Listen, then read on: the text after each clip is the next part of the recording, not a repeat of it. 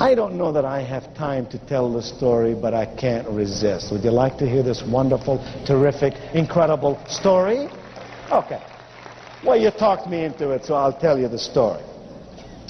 I want you to imagine this. Now, imagine on a Saturday some years ago, this was back in the early 80s. Sit back, relax. It'll take me 7 or 8 minutes to tell the story. It's a wonderful sales story. Don't worry about the workbook. Most of it you can read on your own. If you don't finish every page, we'll do it next time. Life is not a matter of quantity, it's quality that counts. So here's the deal. It was Saturday. I had blue jeans on, t-shirt. Hard to imagine me with t-shirt and blue jeans, isn't it? I drove my car over from High Point, where I live, to a neighboring city called Greensboro, North Carolina. Well, good, then this story is going to mean something to you. I drove into a place called Pickard Imports, a car dealership that sells Mercedes and Volvos. I got out of my car, walked into the showroom. There were 7 salespeople there, all standing by the wall. Nobody bothered to talk to me except this one young salesperson. I could see all the other salespeople thinking to themselves, this young guy can't really figure out a good customer. He's obviously new. He's obviously inexperienced. And they were watching his activity. He came over to me and he said, hello, sir. How may I serve you today? I liked him already because most people say, can I help you? No, do I look like I need help? No, I don't need help, but serving, maybe I need something. I said, oh, well, I'm just looking around. He said, sir, let me just ask you a question. He said, sir, what model Mercedes do you own now?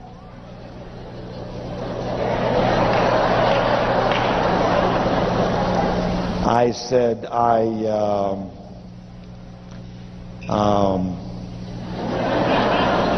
I ain't got one. He said, that's funny because you look like a man who would and should have one.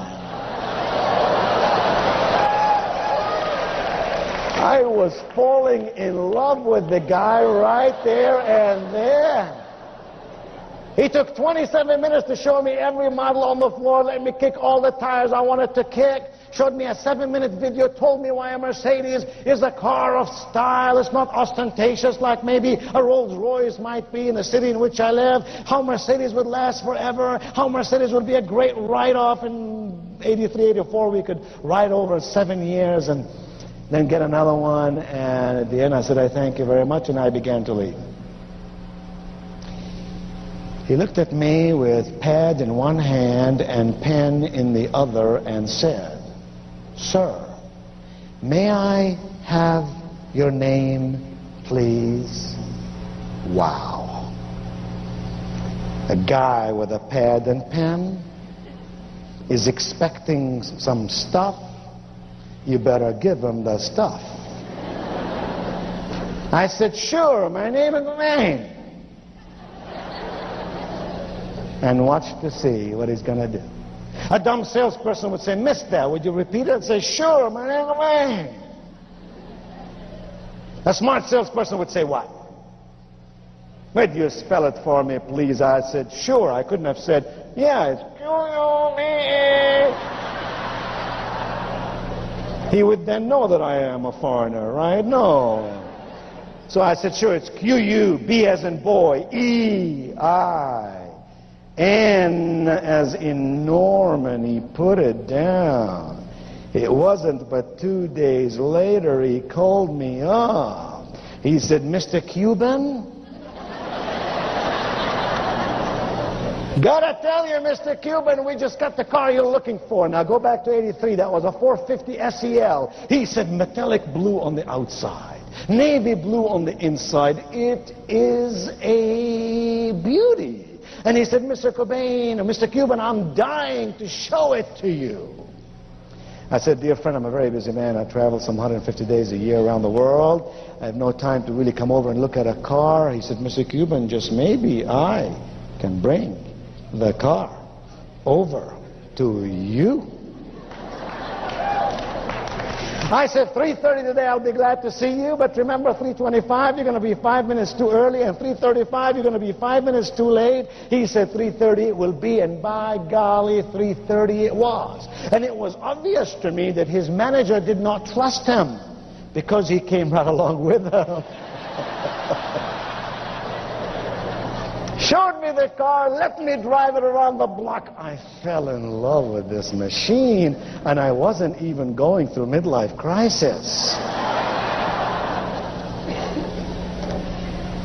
I took him to my office and I wrote him a check. In '83, that was $42,000. Same car today, $120,000. He picked up the money, he walked out of my office, he went into the lobby of my office. There were 4 secretaries there, strategically located, one in every corner. In a voice everyone could hear, he looked to me, he said, "Mr. Cobain, I admire you." I waved to all my secretaries to stop working, start taking some notes.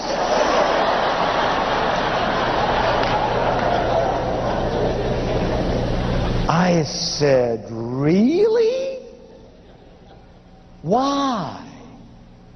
I got time."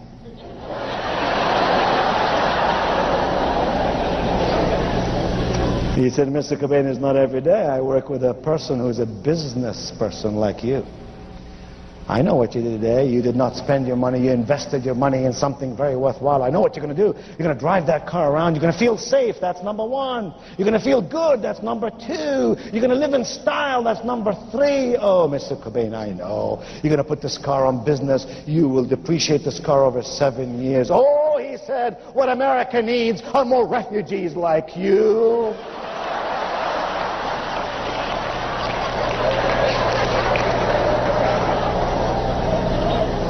I felt like giving the guy a $10,000 tip, you know what I'm saying?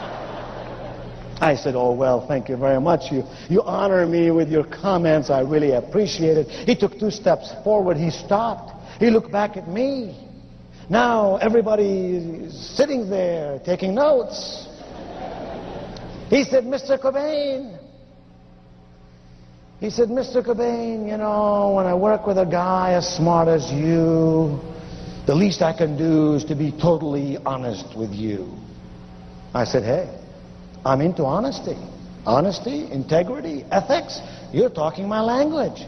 What do you got in your mind?" He said, "Mr. Cobain, I feel badly about this because I really didn't tell you the whole story." I said, "The whole story is beginning to sound like Paul Harvey." I said, "What are you trying to tell me?" He said, "Well, you see," he said, "Mr. Cobain, I don't know how to tell you this, but this car comes in a set."